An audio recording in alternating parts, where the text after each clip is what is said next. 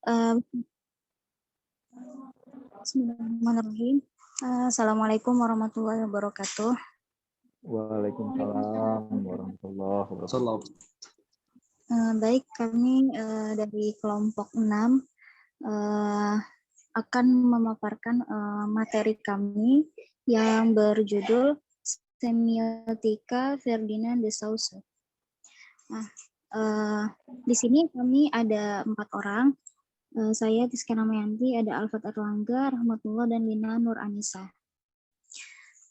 Baik, untuk mempersingkat waktu, sebelumnya mari sama-sama kita membaca basmalah.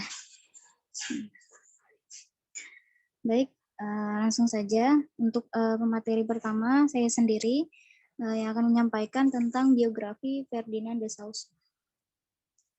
Nah, Ferdinand de Saussure ini lahir di Genewa pada tanggal 26 November tahun 1857. Sejak kecil, Saussure memang tertarik dalam bidang bahasa. Pada tahun 1870, ia masuk pada 2 tahun kemudian, pada tahun 1872, beliau menulis esai sur les langues yang ia persembahkan untuk ahli linguistik, pujaan hatinya, yang mana orang ini adalah yang menolong beliau untuk bisa masuk ke Institut Martin di Paris. Kemudian yaitu Kemudian pada tahun 1874 beliau belajar fisika dan kimia di Universitas Genewa atau sesuai tradisi keluarga. Kemudian pada 18 bulan kemudian beliau mulai belajar bahasa Sanskerta di Berlin. Nah, rupanya Saussure ini semakin tertarik pada studi bahasa. Maka pada tahun 1876 sampai 1878 beliau belajar bahasa di Leipzig. Nah, pada tahun 1878 sampai 1879 di Berlin. Kemudian di perguruan tinggi ini beliau belajar dari tokoh besar linguistik yakni Brookman dan Hubsman. Kemudian ketika beliau menjadi mahasiswa, beliau telah membaca karya ahli linguistik Amerika, William Dwight Whitney, yang bahas tentang the life and work of language and outline of linguistic science. Ini pada tahun 1875. Buku ini sangat mempengaruhi teori linguistiknya di kemudian hari. Kemudian pada tahun 1874, Saussure ini menulis buku yang tentang catatan tentang sistem vokal purba dalam bahasa-bahasa Indo-Eropa. Kemudian pada tahun 1880 beliau mendapat gelar dokter dengan prestasi gemilang yaitu summa cum laude dari Universitas Leipzig dengan disertai kasus geneticus dalam bahasa Sanskerta. Dan pada tahun yang sama beliau berangkat ke Paris. Nah, kemudian pada tahun 1881 beliau menjadi dosen di salah satu universitas di Paris. Setelah lebih dari 10 tahun beliau mengajar di Paris, beliau dianugerahkan gelar profesor dalam bidang bahasa Sanskerta dan Indo-Eropa dari Universitas Genewa. Nah, berkat ketekunan beliau mendalami struktur dan filsafat bahasa, Saussure ini didaulat sebagai strukturalis.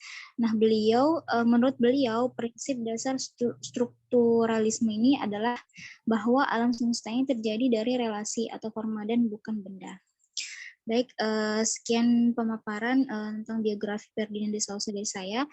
Selanjutnya, untuk materi selanjutnya akan disampaikan oleh rekan saya kepada Saudara Erlangga Arif, dipersilahkan. Oke, bismillahirrahmanirrahim. Mohon maaf Pak, lagi di pinggir jalan. Ya, nggak apa-apa, silahkan lanjutkan. Oke, bismillahirrahmanirrahim. Di sini kami membahas konsep-konsep semiotikanya si Ferdinand. Nah, untuk konsep pertama yakni signifier dan signifier. Menurut Ferdinand, bahasa merupakan suatu sistem tanda. Nah, tanda adalah sesuatu dari bentuk suatu penanda atau signifier dengan sebuah ide atau petanda signifier. Dengan kata lain, penanda adalah bunyi-bunyi yang bermakna atau coretan yang bermakna. Jadi penanda adalah sebagai aspek material dari bahasa apa yang dikatakan atau didengar dan apa yang ditulis atau dibaca. Contohnya seperti contoh simbol signifier itu, contoh misalnya janur kuning. Nah, ini adalah signifiernya penanda. Nah, petandanya adalah atau signifiernya adalah telah adanya digelar pesta pernikahan. Contoh lain seperti kata, mohon maaf Pak, kata anjing. Nah, ini adalah signifier. Namun ini bisa menjadi petanda apabila kata tersebut diungkapkan dengan nada kesesalan atau nada kemarahan gitu. Kemudian konsep yang kedua yakni lengui dan parol. Lengui adalah sistem bahasa yang digunakan secara kolektif dan disepakati oleh semua pengguna bahasa serta menjadi panduan praktek bahasa dalam masyarakat. Sedangkan parolnya adalah praktek berbahasa dari tutur individu di suatu masyarakat dalam waktu atau kondisi tertentu. Jadi kesimpulannya, lengui adalah model bahasanya, kemudian parol itu adalah penggunaan bahasa sesuai dengan kondisi tertentu. Contohnya misalnya kursi. Nah, kursi itu adalah lenguinya. Parolnya adalah pengucapan sesuai dengan kondisi tertentu seperti kursi, kursi, atau cair.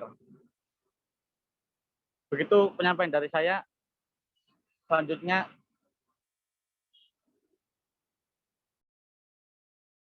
ya baik, terima kasih kepada Saudara Erlangga. Untuk pemaparan materi selanjutnya, untuk konsep selanjutnya akan disampaikan oleh rekan saya, yaitu Saudari Lina Nur Anissa. Kepadanya dipersilahkan. Bismillahirrahmanirrahim. Di sini saya akan menjelaskan konsep yang ketiga, yaitu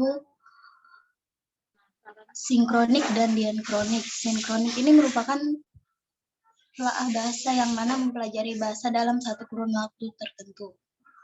Sedangkan kalau diakronik ini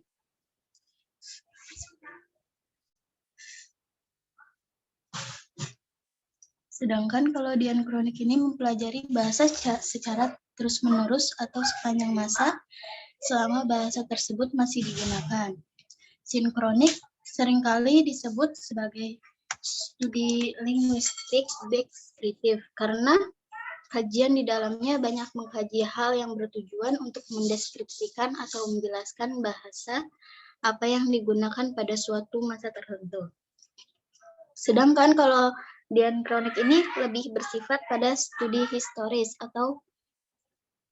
dan komparatif karena bertujuan untuk mengetahui sejarah, perubahan, dan perkembangan struktural suatu bahasa pada masa yang tak terbatas. Linguistik sinkrotis adalah semua yang berhubungan dengan segi statis dalam ilmu, sedangkan kalau linguistik diakronis adalah semua yang memiliki ciri evolusi. Contohnya dalam sinkronis dan diakronis ini, dalam bahasa Jerman tinggi kuno kata jamak Gast, tuan rumah, semula adalah Gasti, dan jamak Hand, tangan, semula adalah Hanti, dan lain sebagainya. Tapi di kemudian hari kata I tersebut menjadi umlaut yang mengakibatkan A menjadi E dalam suku kata terdahulu. Gasti menjadi Gesti, Hanti menjadi Hanti. Tapi kemudian kembali lagi I-nya kehilangan bunyinya menghasilkan Gesti menjadi Ges. Dan akibatnya sekarang terdapat kata Ges, Hand, handle, ada huruf akhiran e, dan sejumlah besar kelompok kata menampilkan bentuk jamak dan tunggal. Ini adalah dimensi diachronis language. Diachronis ini tidak mengubah sistem karena kata yang berubah pun adalah sistem dalam bentuk yang lain dengan sistem sebelumnya. Perubahan kata terjadi di luar kemampuan siapapun. Sinkronis dapat kita pahami seperti dalam Prancis tekanan di suku kata terakhir, kecuali kalau suku kata terakhir itu mengandung i. Ini ada fakta sinkronis, yakni suatu hubungan antara himpunan kata bahasa Prancis, tapi faktanya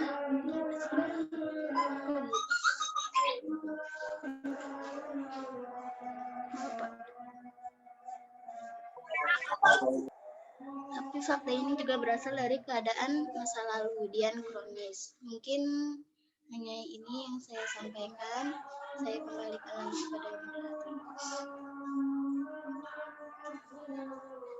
Baik, terima kasih kepada Saudari Lina.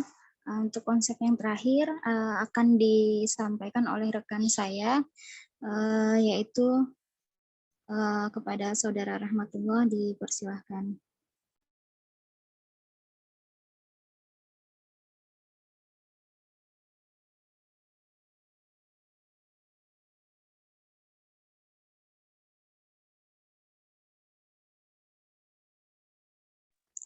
Kepada Rahmatullah, silakan.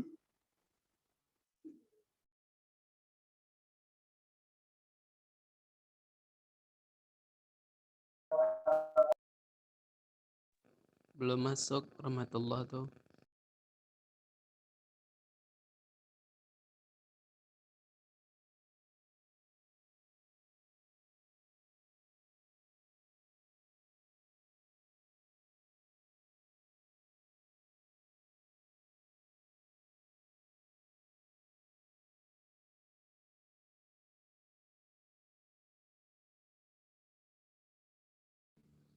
Siska, Rahmatullahnya nggak ada di Zoom. Berarti belum masuk lagi. Baik, langsung aja saya yang menyampaikan. Untuk konsep selanjutnya yaitu tentang sintagmatik dan paradigmatik. Untuk hubungan paradigmatik, ini adalah hubungan unsur-unsur bahasa yang terdapat dalam tuturan dan bersifat vertikal. Nah, hubungan paradigmatik ini terjadi dengan perbandingan unsur-unsur bahasa yang memiliki kedudukan yang sama. Kemudian hubungan sintagmatik ini adalah hubungan unsur-unsur bahasa yang terdapat dalam tuturan dan bersifat linear. Jadi kalau untuk paradigmatik ini bersifat vertikal dan untuk sintagmatik ini bersifat linear. Hubungan sintagmatik ini terjadi dengan analisis unsur-unsur bahasa dalam suatu tuturan tanpa ada perbandingan tuturan lain. Kemudian untuk contohnya, misal dalam kalimat saya menulis, ini contohnya di dalam makalah, teman-teman bisa lihat. Contohnya misal dalam kalimat saya menulis artikel. Nah, ini terdapat hubungan sintagmatik antara saya menulis dan artikel dalam kalimat SPO atau predikat dan objek. Nah, sedangkan hubungan sintagmatik ini menurut Kridak Laksana merupakan hubungan antara unsur-unsur bahasa dalam tataran tertentu dengan unsur-unsur lain di luar tataran itu yang dapat dipertukarkan. Nah, dalam kalimat di atas yang contoh tadi, saya menulis artikel. Di sini kata saya dapat dipertukarkan dengan kalimat sejenis karena unsur kata saya ini merupakan kata benda dan hidup yang berfungsi sebagai subjek dalam kalimat tersebut. Nah, sehingga kata saya ini dapat dipertukarkan dengan kata adik, Budi, atau orang itu. Nah, baik, sekian pemaparan materi dari kelompok kami. Untuk selanjutnya, Bagi teman-teman yang mungkin ingin melengkapi lagi atau ingin menambahkan, dipersilahkan.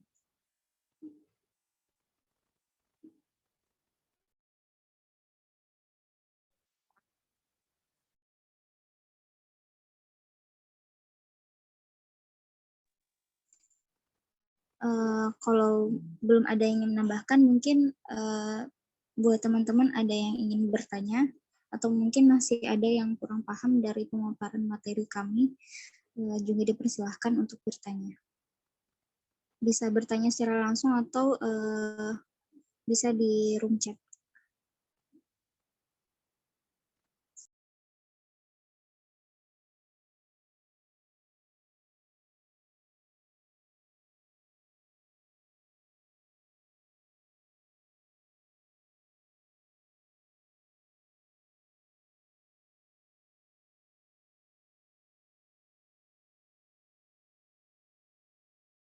Ya, saya Faiz.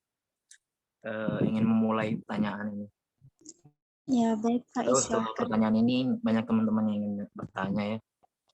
Oke, dari penjelasan makalah yang sudah dijelaskan tadi, ada yang saya belum memahami gitu. Lebih tepatnya lebih kepada apa ya? Apakah ada kesamaan gitu dalam kedua arti ini gitu ya?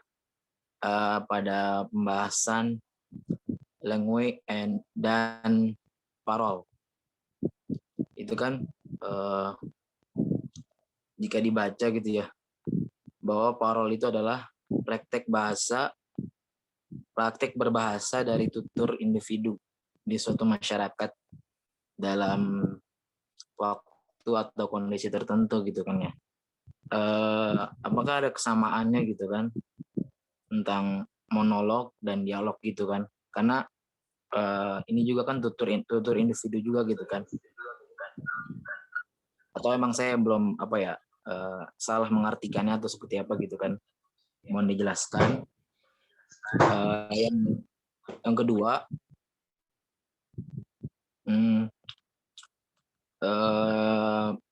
minta perbedaan ya, minta menjelaskan perbedaannya antara penanda dan tanda gitu kan dengan parol gitu kan. Sama-sama emang ketika tadi dicontohkan gitu kan, janur kuning ya tanda untuk orang yang emang meninggal gitu kan. Bendera itu ya, bendera kuning gitu kan. Itu kan juga disebutkan juga di sini di parol juga kan. Penandaan ya seperti rumah sakit, rumah untuk orang-orang sakit, sama seperti bendera kuning juga. Kalau dituturkan dalam individunya sendiri kan juga ini tanda untuk orang yang meninggal gitu kan. Sama aja gitu kan. Jadi perbedaannya di mana gitu. Apa emang keduanya bersamaan gitu kan. Dan baik Pak Is. boleh tambah lagi nggak? Oh, silahkan. Ya, ini juga apa ya, sedikit menanyakan gitu kan, kenapa berurutan seperti ini gitu kan, apa sih dalam makalah ini kan, kenapa semiotik dari awalnya dari penanda, terus parol, terus sinkronik dan paradigmatik gitu kan, kenapa ditempatkan berurutan begini gitu kan, apakah dalam urutan ini ada kesinambungannya atau hanya penempatannya saja gitu kan. Itu sih mungkin yang mau ditanyakan. Makasih. Ya, baik Pak Is, sama-sama. Baik, untuk pertanyaannya kita tampung dulu. Mungkin dari teman-teman ada yang ingin bertanya lagi, dipersilahkan. Iya, izin bertanya, Tis, Kak. Iya, dipersilahkan. Ini sebenarnya, mohon maaf sebelumnya, entah karena Wia kurang paham juga atau kurang baca juga ya. Tadi kan sebelumnya juga pemakalah sepertinya yang Wia simak itu nggak memaparkan terkait pendekatan si Saussure ini deh. Nah, yang Wia temuin pas ngerjain tugas itu, kalau misalkan beliau ini kan pendekatan itu menggunakan antihistoris. Terus antihistorisnya itu berubah jadi strukturalisme gitu. Tapi kalau misalkan beliau memang pendekatannya antihistoris, kalau kita ngeliat konsepnya yang sinkronik dan diakronik, sinkronik itu kan bahasa pada suatu waktu tertentu. Terus kalau diakronik itu kan bahasa sepanjang masa gitu ya. Berarti kalau misalkan sepanjang masa otomatis mau nggak mau itu ngelihat sejarahnya gitu. Nah terus ini gimana kalau misalkan secara yang Wia lihat ini kan seakan-akan kayak bertabrakan gitu, kontradiksi antara pendekatan yang dia gunakan sama konsep yang dia utarakan terkait sinkronik dan diakronik ini. Mungkin karena memang Uya kurang bacaan juga, bisa dijelaskan juga sama pemakalah kayak gitu. Terima kasih. Ya, baik ya, sama-sama.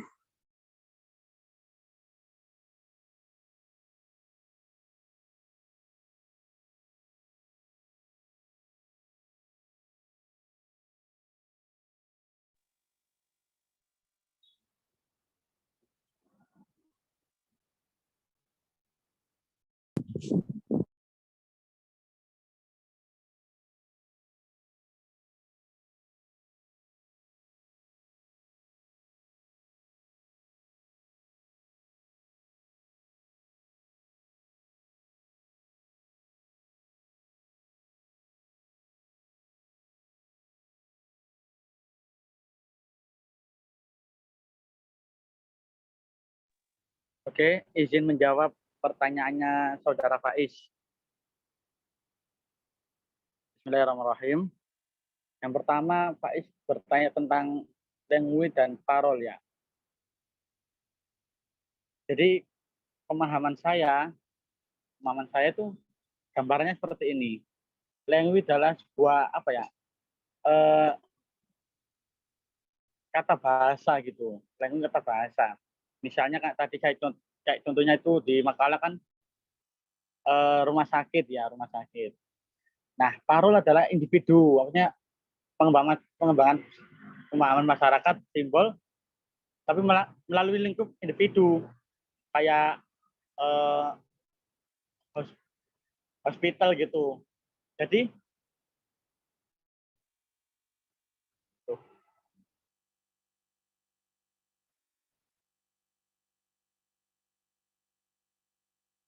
di sini tuh maksudnya itu kursi itu termasuk dari lengwi atau rumah sakit itu lengwi, tapi parolnya itu ada yang mengatakan kayak rumah sakit, hospital gitu. Jadi pengembangan bahasa sendiri-sendiri kayak ibaratnya itu kalau pemahaman saya itu kursi kan Indonesia. Nanti ada lagi di luar negeri mungkin menyebutnya mereka itu cair gitu. Cair terus kursiun atau dan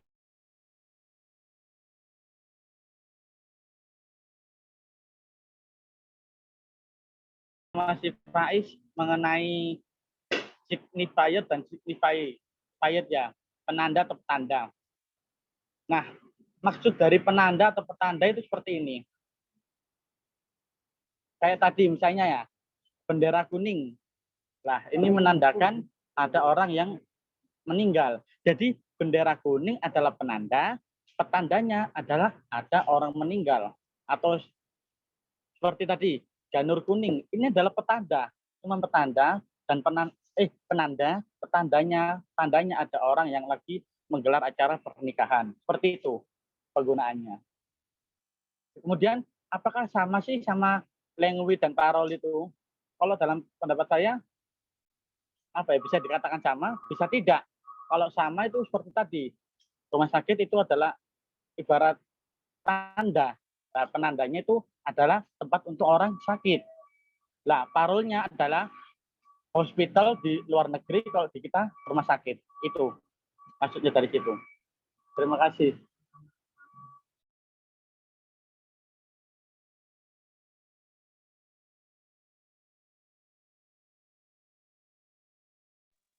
Mohon maaf, jadi boleh diulang nggak pertanyaannya?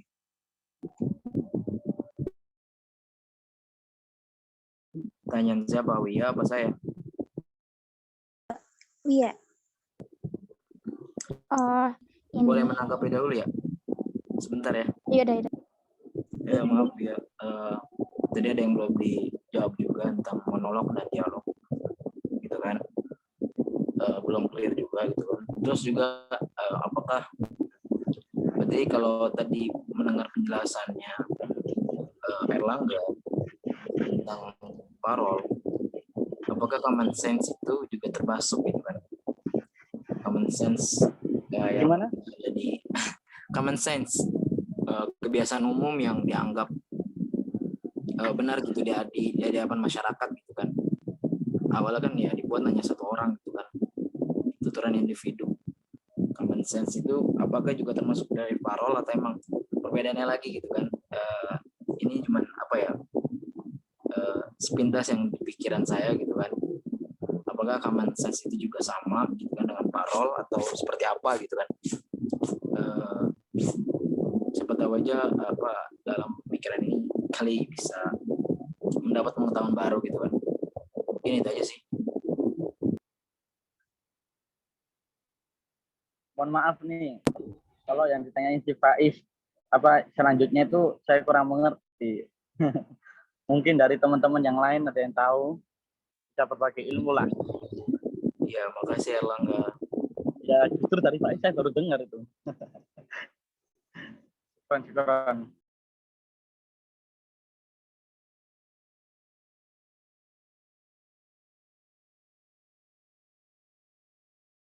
Silahkan dilanjut ya. Oke, ini kan pendekatannya, dia ulangin pertanyaan ya, kan pendekatannya dia itu anti historis. Kemudian dia menawarkan pendekatannya itu strukturalisme gitu. Berarti kan otomatis dia ini gak menggunakan historis gitu kan, karena dari namanya aja anti historis gitu. Terus sedangkan kalau misalkan konsep yang ditawarkan beliau ini, itu kan sinkronik dan diakronik. Nah, konsep sinkronik diakronik sama pendekatannya itu kalau misalkan kita lihat secara maksudnya secara apa yang dipaparkan itu kan seakan-akan kayak kontradiksi gitu. Kan sinkronik dan diakronik itu kan kayak bahasa sepanjang masa. Otomatis kalau sepanjang masa kita ngeliat sejarah gitu, tapi pendekatannya itu justru anti historis itu. Itu gimana? Apakah memang minta penjelasannya aja sih lebih lanjut karena mungkin Wiyanya juga kurang baca atau kurang paham atau salah pemahaman kayak gitu. Bisa ditangkap nggak ya Tiska? Maksudnya seperti Iya, apa? iya, insya Allah bisa ditangkap. Paham.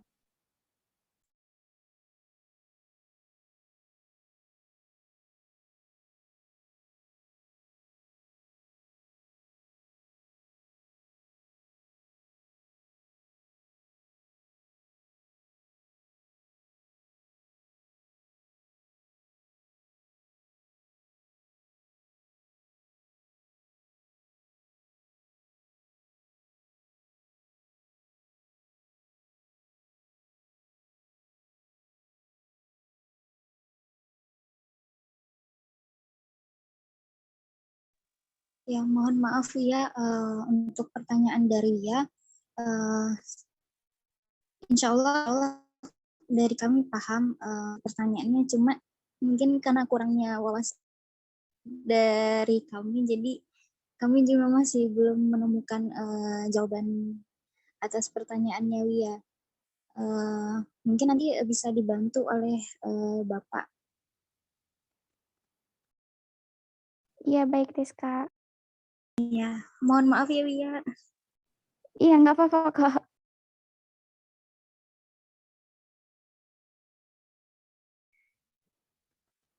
Baik, mungkin dari teman-teman sekiranya masih ada yang kurang paham lagi, bisa mungkin untuk ditanyakan mengenai materi dari kelompok kami.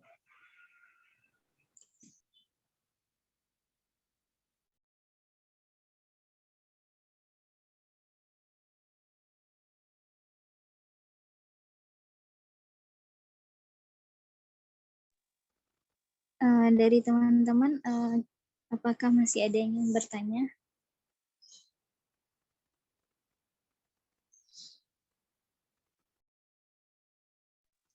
Baik, kalau memang sudah tidak ada pertanyaan lagi, untuk selanjutnya kepada Bapak, kami persilahkan Pak, mungkin ingin menambahkan materi terkait materi kami pada hari ini. Ya, ini nggak ada lagi nih, waktu masih panjang loh. Ada Pak, ada. Ya kalau ada nggak apa-apa. Ini saya mau nanya tentang sebenarnya bukan nanya sih, minta contoh gitu kan. Ini kan yang diberikan dari apa sih pemaparan sinkronik dan diakronik ini kan contohnya terdapat dalam bahasa Jerman gitu kan. Gimana penerapannya dalam bahasa Indonesia gitu.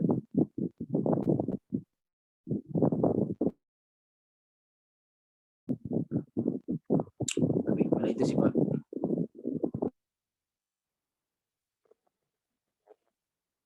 Ya, gimana tuh Siska dan kawan-kawan?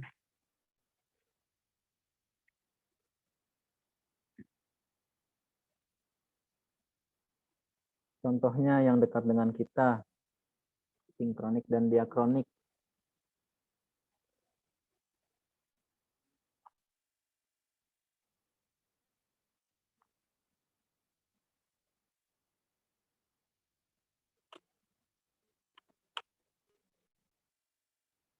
Gimana?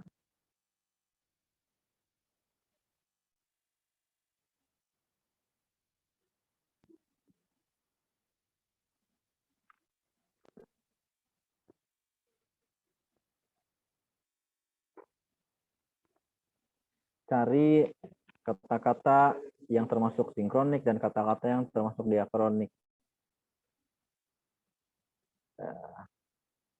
Diakronik itu kata yang tidak usang dimakan waktu.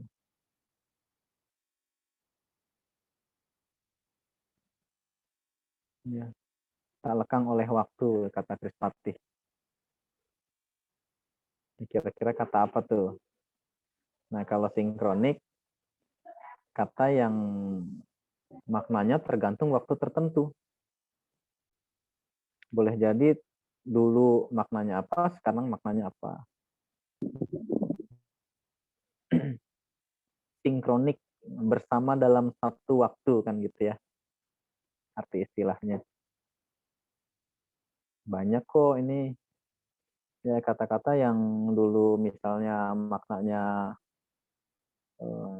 mulia ya, maknanya bermoral misalkan, sekarang udah beda. Atau dulu maknanya apa, sekarang maknanya apa.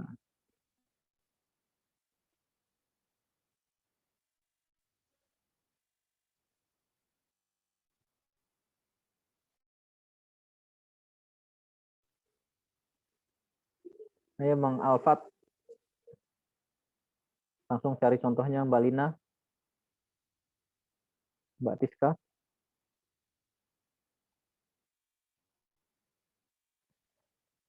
Ini di makalahnya juga belum ada implikasinya ya.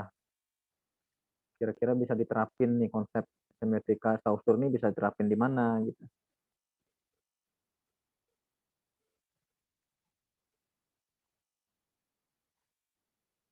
Gimana Bang Erlangga?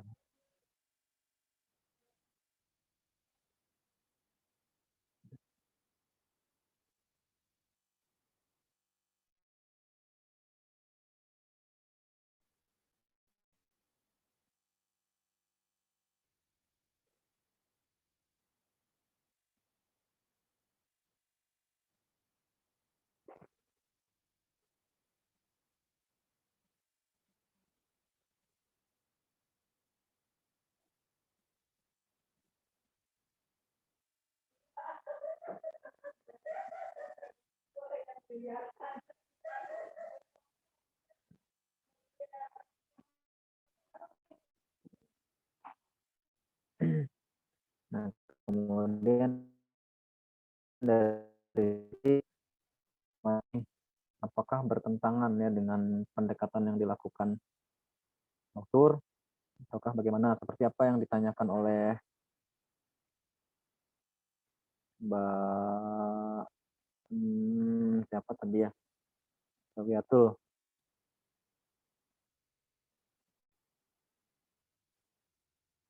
Gimana?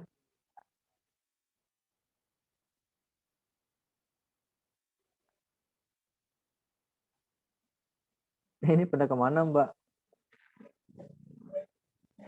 Yang presentasi Mbak Tiska, Mbak Erlangga, masih ada?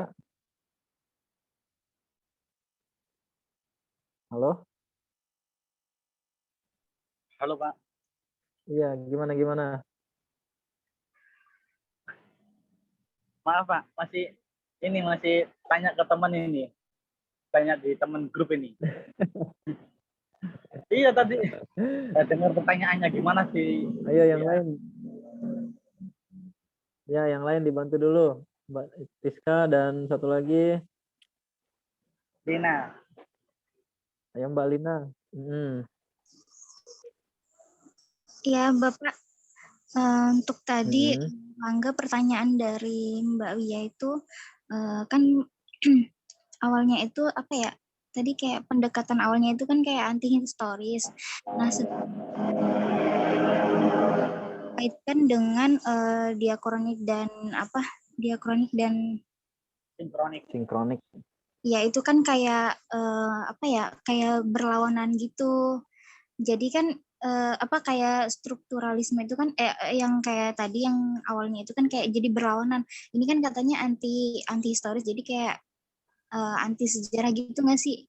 Jadi kayak pertanyaan WA itu kenapa bisa begitu?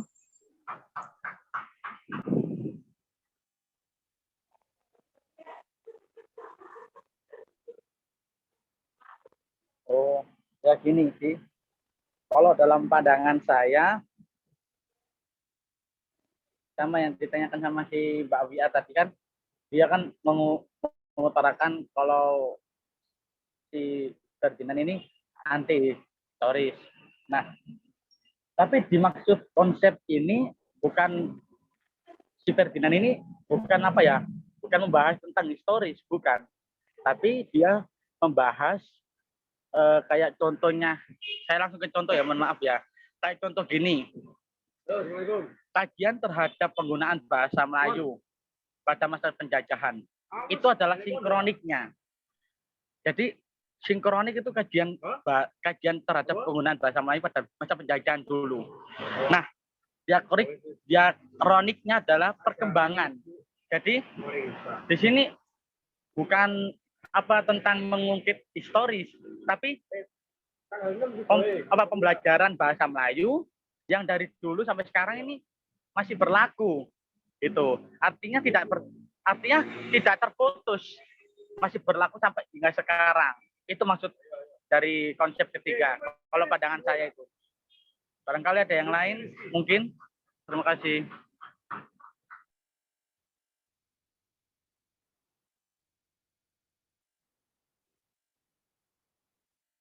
Oke, itu ya. Kira-kira udah lumayan clear tuh. Gimana Mbak Wia? Iya, terima kasih Bang Kala.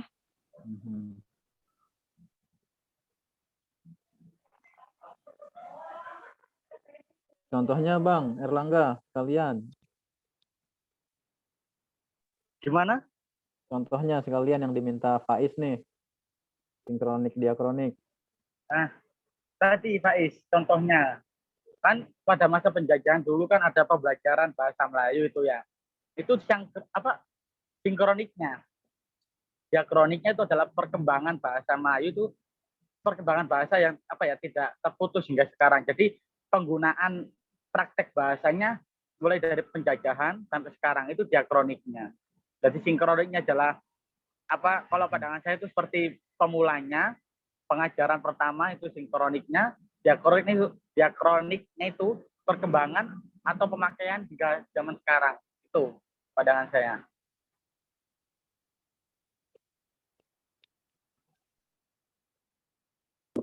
Kasih Erlangga.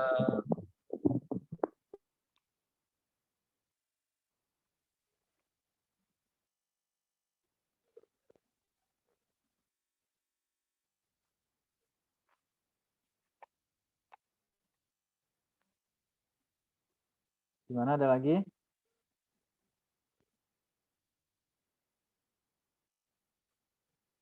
Bagaimana teman-teman? Apakah ada yang ingin ditanyakan lagi? Izin bertanya dong. Iya, dipersilakan.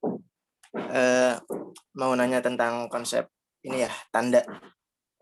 Tanda itu kan merupakan gabungan dari signified dan signifier ya, menurut si Saussure nih. Pertanyaannya simpel sih, apakah semua hal itu bisa disebut dengan tanda? Misalkan contohnya kan misal ada ayat Al-Quran. Ayat Al-Quran adalah sebagai petanda. Dan penandanya itu seorang mufasir. Tandanya adalah gabungan daripada petanda dan penanda, yaitu penafsiran dari ayat Al-Quran. Nah, apa semua hal itu bisa disebut dengan tanda? Itu pertama. Terus yang kedua, tanda itu kan dipahami kalau orang yang melihatnya itu sudah mengetahui terlebih dahulu. Misalkan itu kan ayat Al-Quran. Ayat Al-Quran sebagai petanda dan mufasir sebagai penanda. Itu kan mufasir sudah tahu nih ayat Al-Quran. Tapi gimana misalkan sama orang yang sangat awam dengan ayat Al-Quran gitu. Apakah ayat Al-Quran itu bisa disebut sebagai tanda Al-Quran itu? Itu aja. Apakah semua hal itu bisa disebut dengan tanda? Dan apa semua hal itu ada tandanya gitu? Itu aja simpelnya sih. Terima kasih. Ya, baik, terima kasih.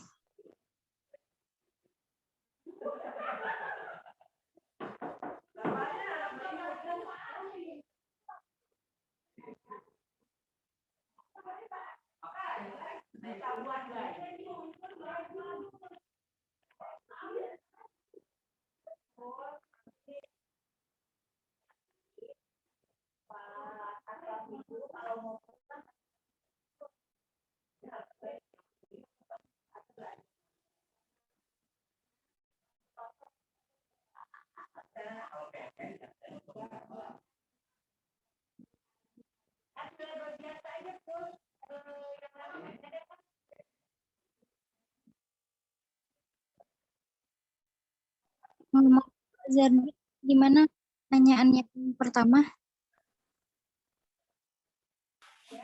Apa semua hal itu bisa disebut dengan tanda sesuai dengan konsepnya si Saussure?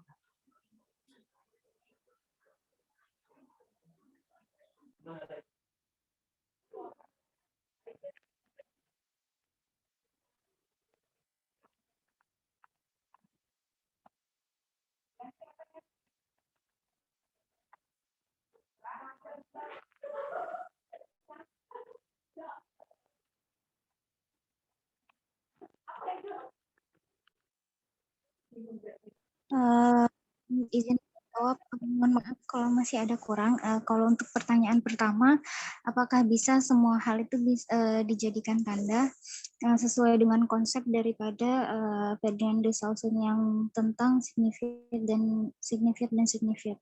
Nah, sebagaimana arti daripada signified atau penanda itu adalah elemen fisik dari tanda, dapat berupa tanda, kata, image, atau suara. Jadi itu kan maksudnya kayak paling terdekat daripada kita. Jadi kalau menurut saya sendiri, semua hal itu insya Allah bisa. Nah, sedangkan untuk signified atau petanda itu sendiri, itu kan menunjukkan konsep mutlak yang mendekat pada tanda fisik yang ada. Jadi misalkan contoh tadi untuk signified kan salah satunya itu berupa suara. Nah, suara yang kita miliki. Nah, untuk signified atau petanda itu sendiri, nah dari suara itulah bisa menjadi tanda. Jadi untuk kalau menurut saya pribadi untuk semua hal apakah bisa, insya Allah bisa gitu.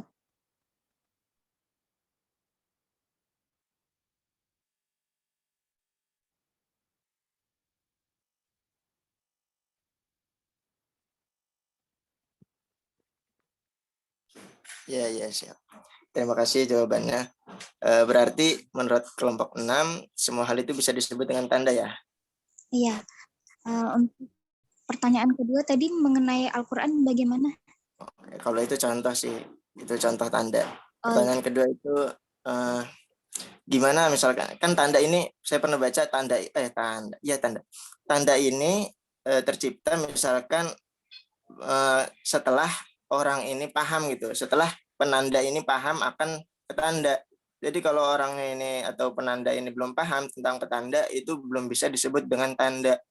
Nah, contohnya tadi deh yang sudah dipaparkan oleh Angga. Misalkan kursi kan dipahami oleh orang Indonesia sebagai tempat untuk duduk ya.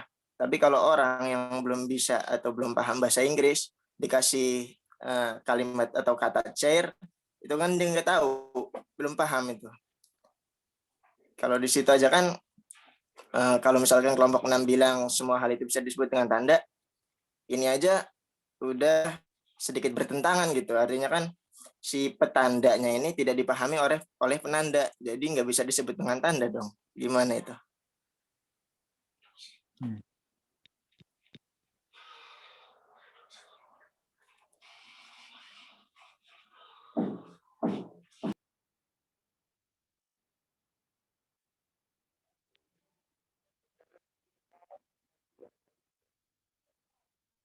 Jadi ya simpelnya kalau misalkan tanda itu kan bisa dikatakan tanda kalau orang udah mengetahuinya. Jadi kalau misalnya kayak pertanyaan Lazardi tadi, kalau misalkan kayak orang itu belum mengetahui, berarti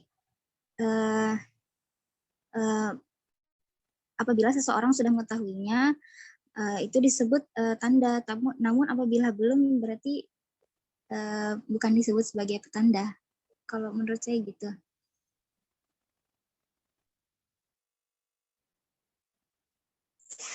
Dari teman-teman yang lain mungkin ingin menambahkan, dipersilahkan.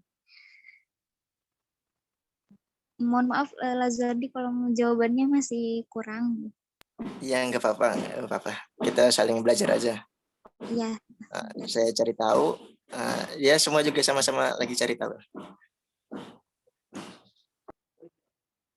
Oke, gimana? Ada lagi?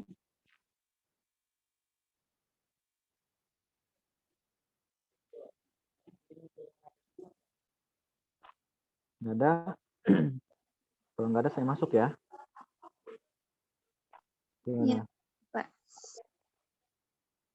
Oke.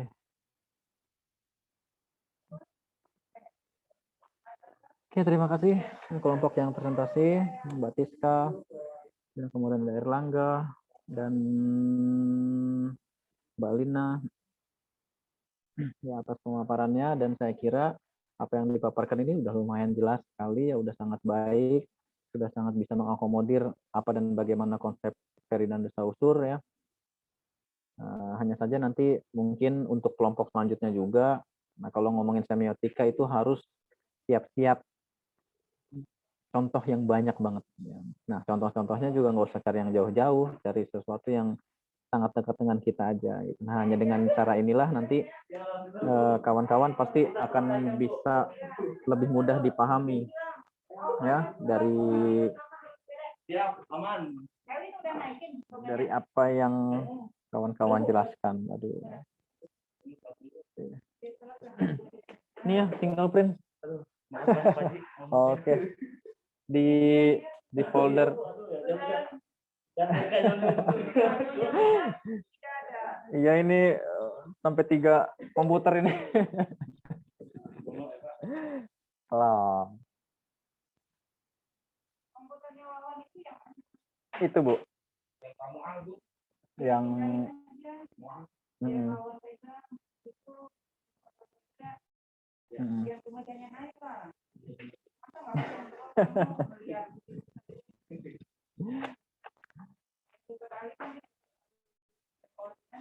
Iya Ibu. Oke.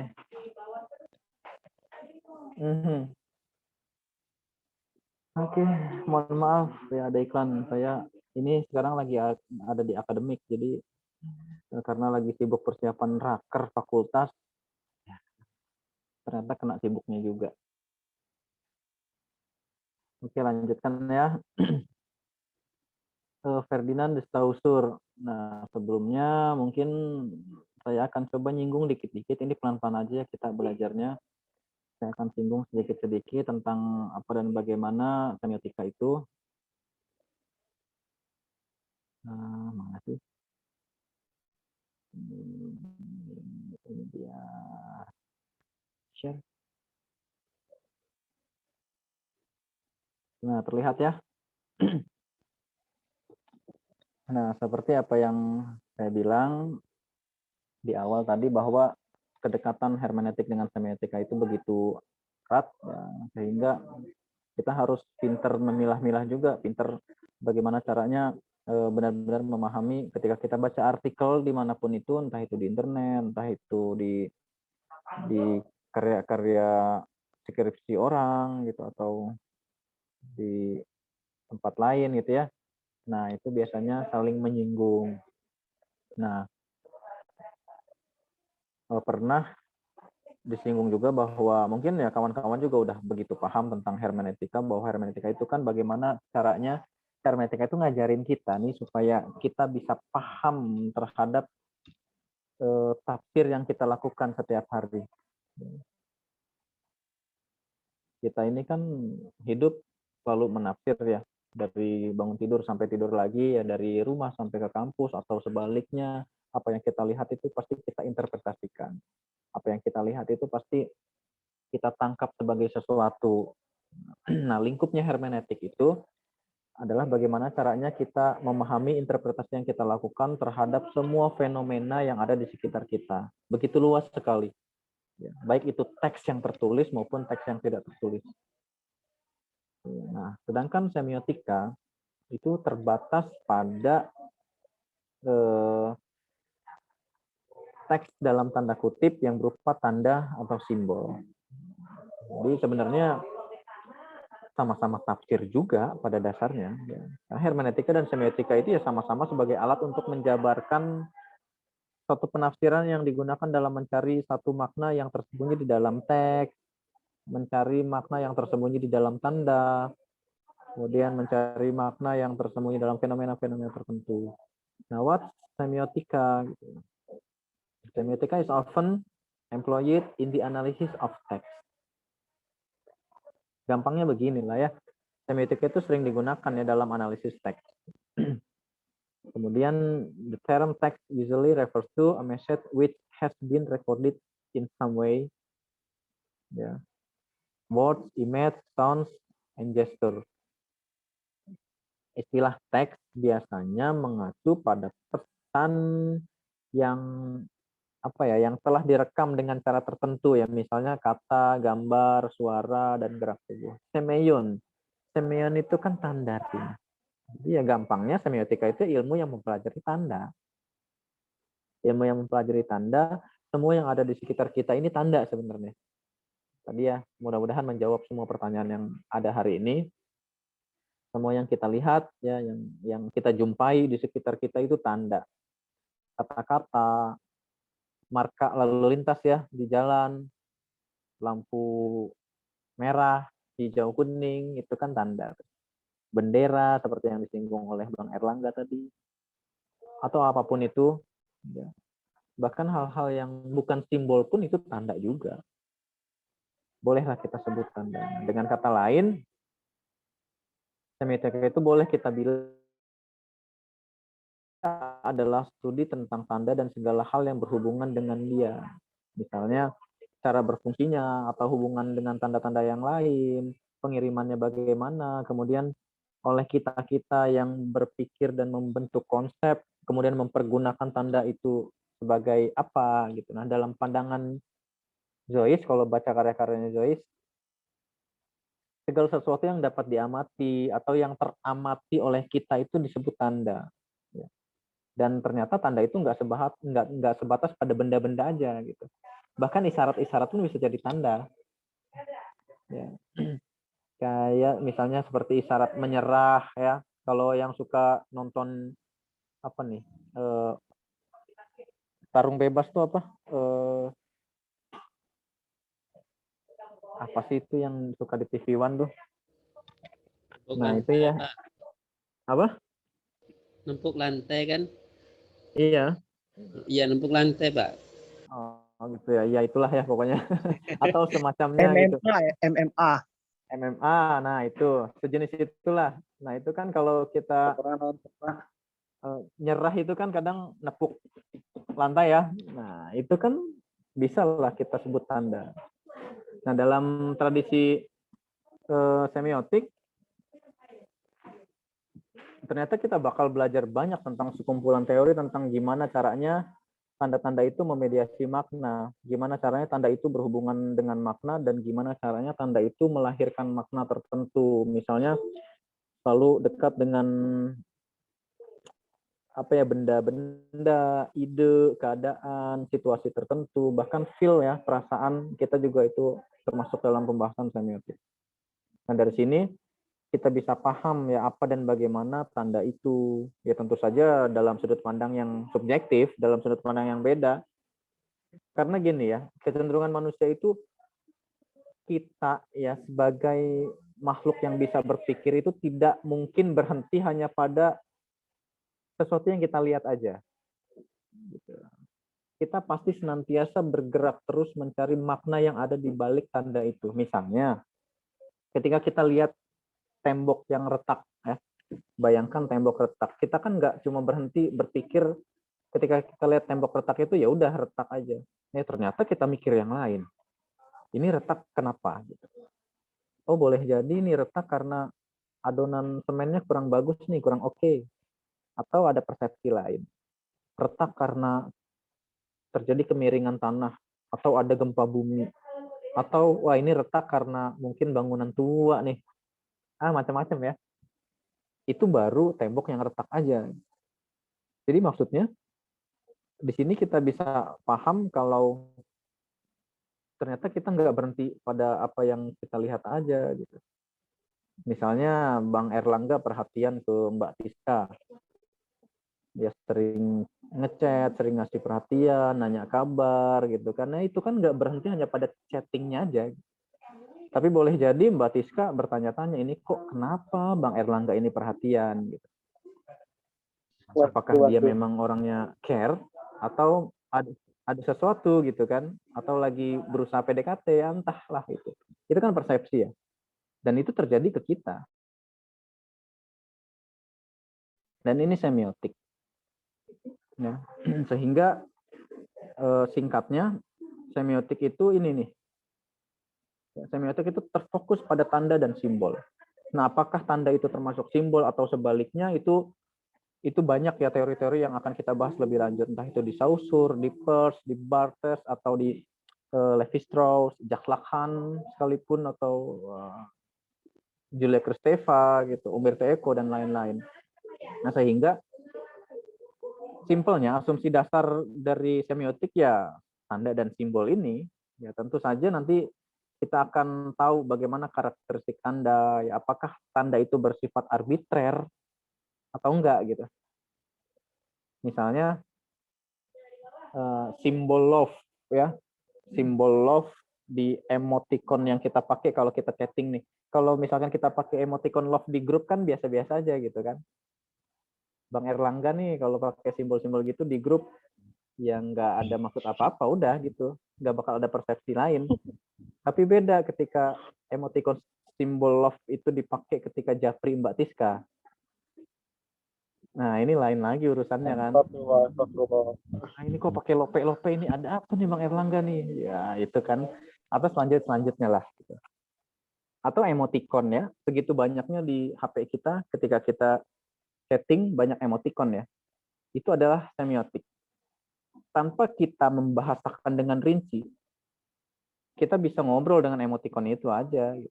Emoticon itu bisa membahasakan apa yang kita rasakan. Entah kita lagi senang, lagi sedih, lagi marah. Cukup pakai emoticon aja udah selesai itu ya. Kita bisa paham maksud dari lawan bicara kita. Gitu. Misalnya lagi isyarat tangan oke. Seperti ini ya. Oke, ini kalau di Indonesia oke ini positif artinya. Nah, gimana bro? Yang di sana udah clear. Wah, nggak perlu teriak lagi kan udah. Oke, udah ngerti tuh teman kita tuh. Berarti artinya baik-baik aja. Atau artinya selesai. Atau artinya ya oke lah. Semuanya fine gitu. Tapi coba kalian main ke Jerman, kalau nggak ke Brazil. Ya. Wah, bisa ditonjok orang kamu kalau begini, apalagi ke cowok. Main ke Brazil, ketemu cowok, terus kamu begini, "Hey bro," bisa ditonjok kamu karena oke ini di sana jadi simbol sebagai ngeledek ya, ledekan untuk yang gay, untuk yang homo. Ya mending kalau ditonjok ya, kalau disamperin terus diajak kencan selesai hidupmu. Bahkan jadi makin ngeri kan kalau kayak gitu. Itu ya. Atau contoh lain simbol toilet sih. Kita kan toilet ya tahu ya toilet kalau kita misalkan ya kebelet gitu mau buang air kan kita harus ke situ. Nah, coba bayangkan kalau kita main ke Rusia, ke India, ke mana lagi ya yang tulisannya aneh-aneh tuh. Korea ya. Itu kan kita ya syukur-syukur ngerti tulisannya gitu. Kalau misalkan tulisan Latin, bahasa Inggris dan bahasa Arab mungkin kita bisa paham, tapi kalau bahasa yang lain, bahasa Ibrani, bahasa Rusia, bahasa Korea, bahasa Jepang, bahasa India itu kan pakai tulisan yang aneh-aneh itu, bahasa Thailand ya. Ini mana nih saya harus masuk ruang toilet yang mana nih? Kiri apa kanan? Karena tulisannya nggak saya ngerti. Tapi ditempel simbol toilet ya di pintunya dengan siluet cewek dan cowok, itu masalah selesai kan. Kita nggak bakal salah masuk tuh di situ. Kita bakal langsung tahu mana toilet untuk cewek dan mana toilet untuk cowok. Nah, itu kan semiotik. Nah, sedikit menyinggung dari apa yang dipaparkan Saussure nanti ya, bahwa Saussure ini, Ferdinand de Saussure ini kan tadi ya udah dipaparkan juga, dia lahir di Swiss, kemudian lama juga tinggal di Belgia dan Prancis. Ini adalah penggagas. Dan ternyata ada penggagas lain, namanya Charles Sanders. Lahir di Amerika, orang Amerika. Mereka lahir dalam usia produktif yang sama, berdekatan ya kalau kita perhatikan usianya ya. Nah, tapi dari berbagai literatur yang saya baca, ternyata mereka ini nggak saling kenal. Mereka nggak saling kenal, mereka nggak saling baca karyanya, mereka nggak saling ngobrol, ngomongin semiotik. Dengan jarak yang begitu jauh, masing-masing dari keduanya itu membuat konsep dasar atau pemikiran tentang semiotikanya sendiri-sendiri. Saussure dengan semiologinya, Peirce dengan semiotikanya.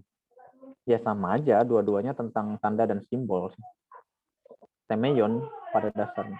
Ini adalah penggagas. Dan pengembangnya ini banyak sekali. Ini aja baru sedikit yang bisa saya catat di sini. Ada Levi-Strauss, Roland Barthes, kemudian ada Gramsci, Umberto Eco, Julia Kristeva, Jacques Lacan ya, ada Jacobson. Nah, ini masing-masing pengembang ini memiliki karakteristik konsep semiotikanya tersendiri. Dia punya karakternya masing-masing. Ya. Tentang Saussure. Banyak tadi disinggung bahwa dalam semiotik kata Saussure harus ada tanda, penanda, dan petanda. Sambil nyinggung aja dikit-dikit ya. Penanda ini kan bisa kita sebut bendanya ya, sesuatu. Sedangkan petanda itu konsepnya, tafsir terhadap objek yang kita lihat. Itu petanda. Misalnya kita melambaikan tangan. Ini tanda nih, melambaikan tangan ini tanda. Kemudian penandanya adalah gerakan tangannya. Petandanya, oh ternyata orang itu mau pergi. Oh ternyata orang itu, aku di sini. Gitu. Ngasih tahu kalau aku di sini. Atau kalau kita lagi di kafe kan beda lagi ya, lambain tangan itu mesen minuman. Mau apa gitu kan. Nah dari sini nanti kita bakal banyak tahu bahwa manfaat semiotik itu setidaknya ya untuk ngasih tahu ke kita gimana caranya manusia ini memaknai tanda. Bagaimana caranya manusia memiliki persepsi soal tanda. Kemudian tentu saja meminimalisasi terjadinya kesalahpahaman ya. Menghindari kesalahpahaman seperti toilet tadi kan. Kalau dibahasakan dengan kalimat yang nggak kita paham kan bakal jadi masalah. Tapi hanya dengan simbol siluet yang sederhana seperti itu, masalah selesai. Ya, masing-masing konsep beda-beda ya. Ada Jacques Lacan seperti apa, Levi-Strauss nanti pelan-pelan kita belajar dikit-dikit. Nah ini ya penting. Mengapa kita penting belajar semiotik? Ya karena membantu kita untuk tidak mencerna realitas sebagaimana penampakan apa adanya aja gitu. Ya. Bersih dari interpretasi manusia itu nggak mungkin. Informasi atau makna sesuatu itu tidak tampak begitu saja dalam realitas. Kita hidup di dunia tanda, dan kita tidak akan dapat memahaminya kecuali dengan cara membongkar realitas tanda tersebut sehingga terungkap apa yang ada di baliknya tuh. Ya kan? Gampangnya begitulah. Ya, Bang Erlangga senyum itu yang nggak selesai pada dia senyum aja. Tapi kita selalu terbuka kemungkinan untuk mengkaji apa yang ada di balik senyumnya Bang Erlangga itu. Ini ngapain sih dia senyum-senyum aja ke aku? Aduh kan. Dia emang murah senyum atau ada sesuatu yang lain gitu. Atau dia melihat keindahan yang tidak bisa dilihat oleh orang lain, makanya dia senyum. Betul, Pak. Nah, itu kan. Nah, inilah persepsi kita sebagai manusia ya. Bahwa kita memang hidup ya dikasih anugerah oleh Tuhan ya untuk mencerna segala sesuatu. Ya, berbagai macam kejadian yang ada di dunia ini pasti kita cerna dan kita tanya tuh maksudnya apa kan. Walaupun tidak ditanyakan secara lisan, pasti dalam hati atau dalam otak kita tuh mikir, ini maksudnya apa, ini maksudnya apa.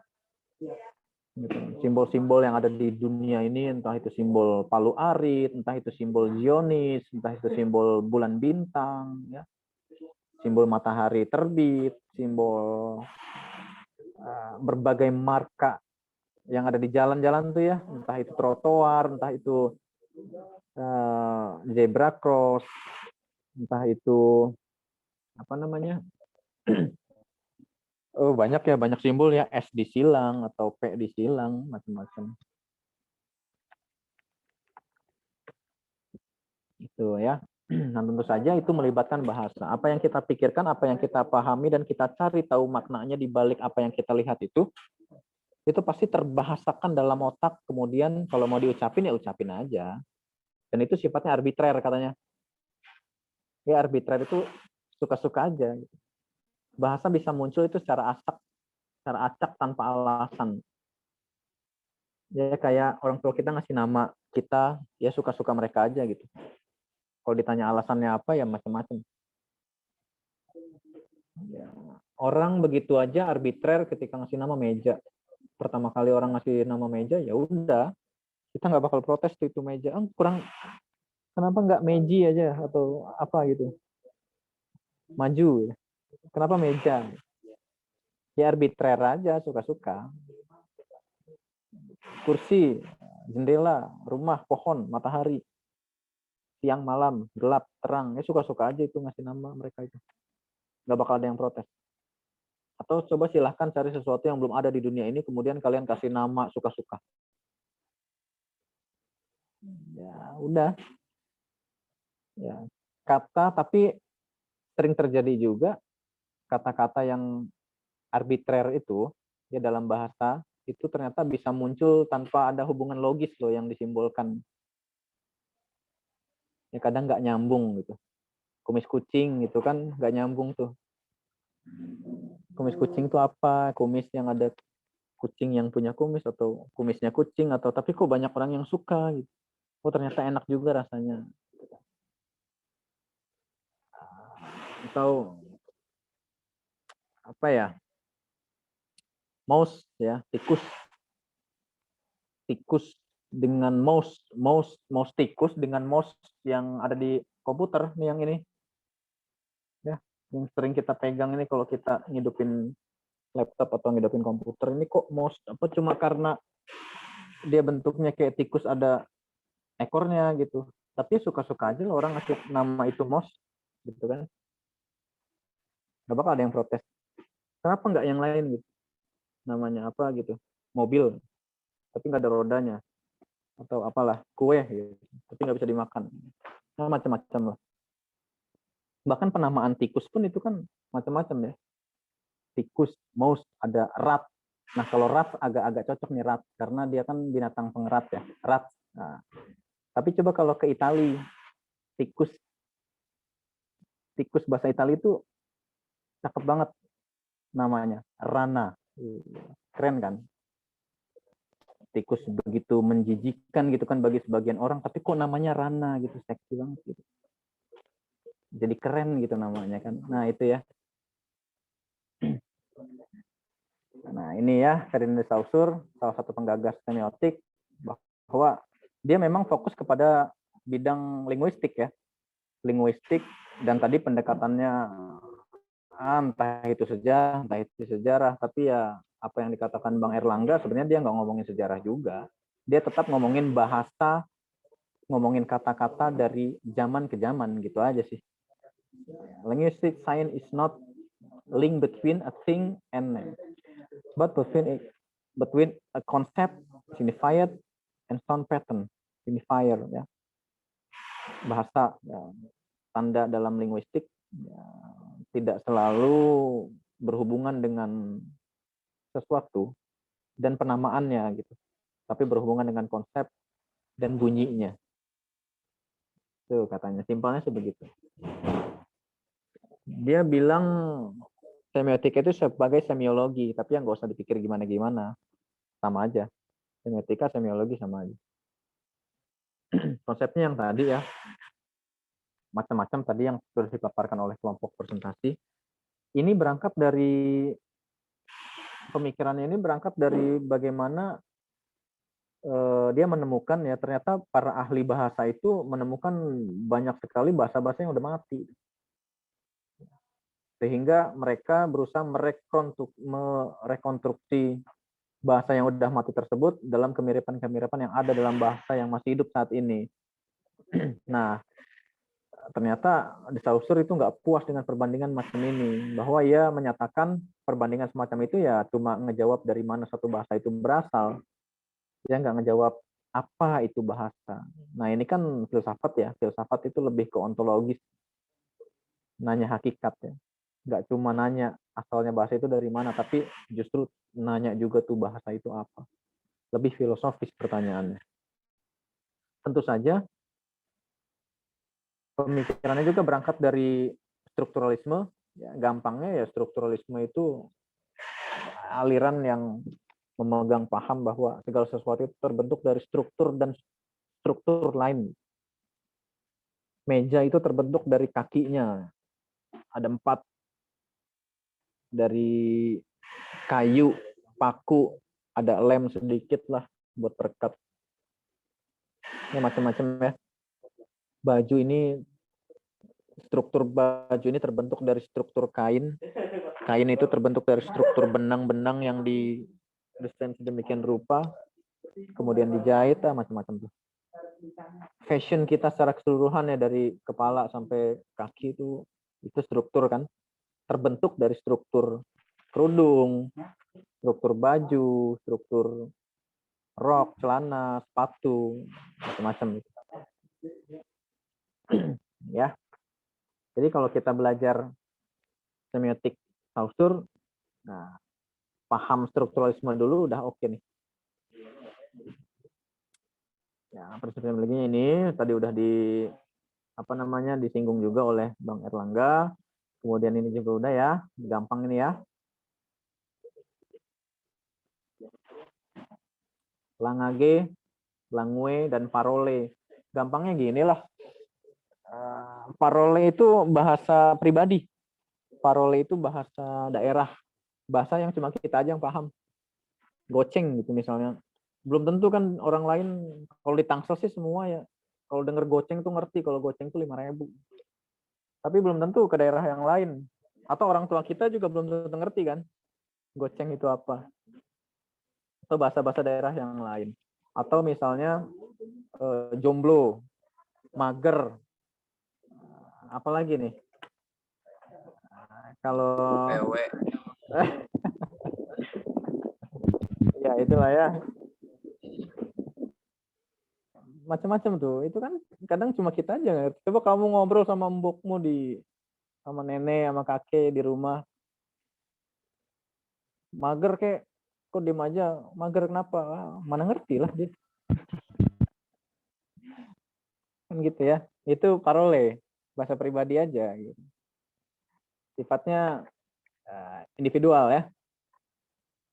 Nah kalau langue itu lebih ke sosial. Semua paham apa yang kita ucapin. Itu langue. 5.000 semua paham. 5.000 itu ya mau ke daerah manapun Sabang sampai Merauke tahu. 5.000. Lebih konvensi sifatnya kesepakatan bahwa ini adalah bahasa yang universal. Bahasa Indonesia lah. Nah, itu kita paham semua kan. Kemudian langue itu ya hubungannya keseluruhan ya antara langue dan parole.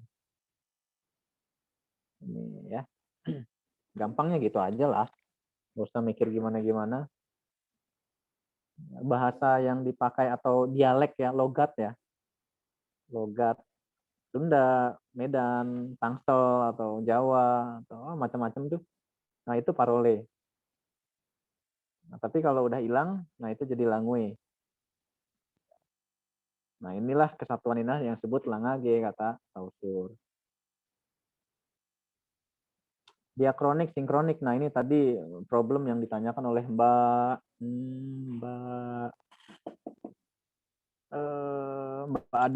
Adawiyah ya, kalau nggak salah. Iya, Pak. Iya, Mbak Wiyah. Sebenarnya dia nggak bahas sejarah juga. Apa yang dijelaskan Bang Erlangga tadi udah clear sebenarnya ya. Bahwa ya ini masalah linguistik aja gitu. Bahwa dalam istilah linguistik kalau diakronik itu bahasa dari waktu ke waktu. Selalu berhubungan ya, bahasa ya. Dari zaman dulu, zaman penjajahan sampai sekarang. Nah, itu diakronik. Kalau sinkronik itu dari waktu ke waktu. Bahasa yang dipakai oleh R.A. Kartini itu beda lah dengan bahasa kita sekarang. Bahkan maknanya pun berbeda. Nah, Saussure ini lebih fokus pada penyelidikan terhadap sinkronik. Bahasa dari zaman A, zaman B, zaman C itu pasti beda. Dia bahas ini. Bukan dari A sampai Z, zaman A sampai Z. Ya, tapi dia peta-petakan, dia potong-potong, dia fokus ke dalam urusan itu. Bahkan makna perempuan zaman era Kartini dengan perempuan sekarang itu bisa jadi beda juga. Nah, Saussure bahas itu. Oh, ternyata ada sesuatu ya di dalam bahasa dalam zaman penjajahan, bahasa dalam zaman pasca kemerdekaan, zaman Orde Lama, Orde Baru, kemudian pasca revolusi ya, 98 sampai sekarang ya milenial. Nah, itu yang dibahas oleh Saussure ya. Dari macam-macamnya tuh. Nah, kalau analoginya, kalau diakronik itu motong kayu dibelah ya, membelah kayu, bayangin ya, ada kayu, ada sebatang pohon. Nah, kalau diakronik itu membelah.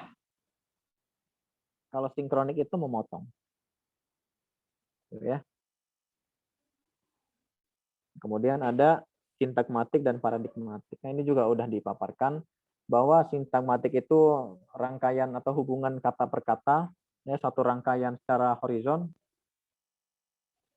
Ya, misalnya Erlangga pergi ke kampus, nah itu sintagmatik. Nah, kalau paradigmatik, semua kata-kata itu bisa dilawankan jadi sinonim atau jadi antonim atau diserupakan jadi sinonim. Erlangga bisa jadi Faiz, bisa jadi Tiska, ya bisa jadi Bang Jack, bisa jadi ya, siapa, macam-macam lah. Artinya subjek bisa diganti siapa aja. Pergi bisa diganti pulang, bisa diganti bermain dan lain-lain. Kampus bisa diganti sekolah, kantor, pasar, atau lapangan bola. Nah, penggantian hubungan-hubungan itulah term-term itu disebut paradigmatik. Kebayang nggak? Kalau sintagmatik itu kalimatnya dari kiri ke kanan, ya. Kalau paradigmatik itu semuanya bisa diganti tuh. Tuh ya. Dari atas ke bawah atau dari bawah ke atas. Nah, kalau selain kalimat apa ya contohnya? Sintakmatik itu fashion kita yang kita pakai sekarang nih dari kepala sampai kaki nih. Misalnya pakai ikat rambut, pakai kemeja, pakai celana panjang, pakai sepatu. Itu sintakmatik. Nah, kalau paradigmatik, yang kita pakai bisa diganti dengan yang lain. Misalnya kemeja bisa diganti kaos, bisa diganti jaket, bisa diganti sweater, bisa diganti jas, bisa diganti baju koko ya. Nah, itu adalah paradigmatik. Celana panjang, bahan bisa diganti jeans, bisa diganti celana pendek, bisa diganti celana baggy, celana cutbray, itu paradigmatik. Sedangkan sepatu bisa diganti sendal, ya. Ya, bisa diganti sepatu bot dan lain-lain lah. Itu paradigmatik. Sintakmatiknya seluruhnya itu yang kita pakai dari atas sampai bawah. Tuh, ya. Oke, mungkin itu aja. Mudah-mudahan clear. Ya, nanti hal-hal yang belum dipahami pelan-pelan aja, nanti di materi-materi selanjutnya itu pasti kita bahas juga. Ini kita bahas karena misalnya ngebahas standard force itu pasti nyinggung Saussure juga. Bahas Roland Barthes itu pasti nyinggung force juga. Dan selanjutnya sama kayak hermeneutik ya. Itu jadi jangan khawatir apa yang belum terjawab hari ini pasti insya Allah nanti terjawab di pertemuan selanjutnya. Oke, sekarang silahkan dihidupkan kameranya semua. Akan saya screenshot.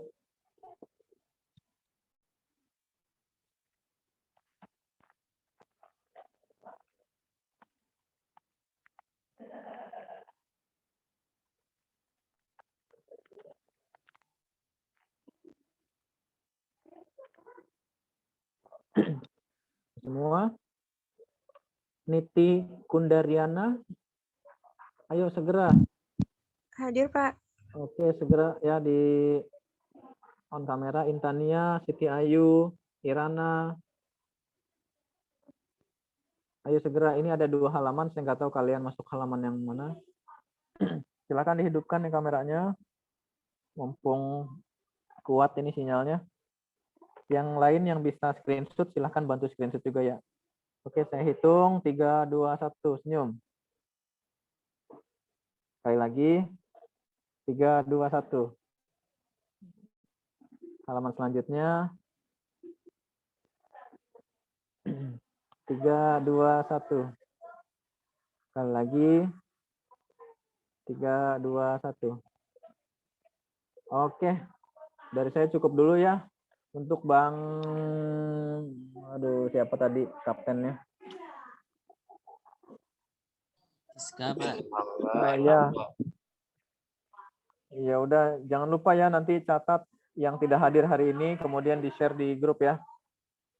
Itu pesannya. Jangan lupa. Yang tidak hadir aja cukup, biar nggak kebanyakan. Kalau yang hadir nanti ini bisa saya cek dari screenshot yang barusan ya. Nanti saya share di grup juga. Oke, dari saya cukup dulu. Terima kasih. Silahkan Mbak Tiska ditutup. Baik Bapak, terima kasih banyak atas ilmu dan penyampaiannya. Sekian kelompok dari kami. Mohon maaf atas banyaknya kekurangan dan kesalahan dan ketidakmampuan. Kami tutup dengan hamdalah. Alhamdulillah. Terima kasih. Waalaikumsalam warahmatullahi wabarakatuh. Oke, pamit ya. Terima kasih. Selamat istirahat. Selamat liburan besok. Assalamualaikum.